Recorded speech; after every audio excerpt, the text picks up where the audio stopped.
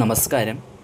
ശുഭയോഗങ്ങൾ ഒരു വ്യക്തിയുടെ ജീവിതത്തിൽ അനുകൂലമായി വന്നാൽ അതിൻ്റെ ഫലം ആ വ്യക്തിയുടെ ജീവിതത്തിൽ നല്ല രീതിയിൽ പ്രകടമാവും.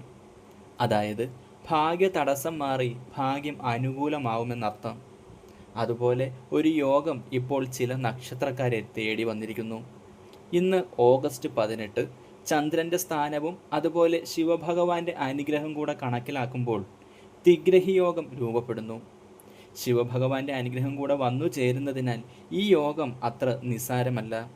ഇതുമൂലം ചില രാശിയിൽ ജനിച്ച നക്ഷത്രക്കാരെ ഒട്ടും പ്രതീക്ഷിക്കാത്ത ഭാഗ്യങ്ങളിലേക്ക് നയിക്കും.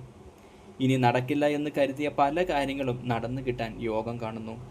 ഇപ്പോൾ ചന്ദ്രൻ്റെ സ്ഥാനം ശക്തമായി നിൽക്കുന്നതിനാൽ തിങ്കളാഴ്ച രൂപം കൊള്ളുന്ന തിഗ്രഹി യോഗം നിങ്ങളുടെ ജീവിതത്തിൽ നേട്ടങ്ങൾ കൊണ്ടുവരും തീർച്ച.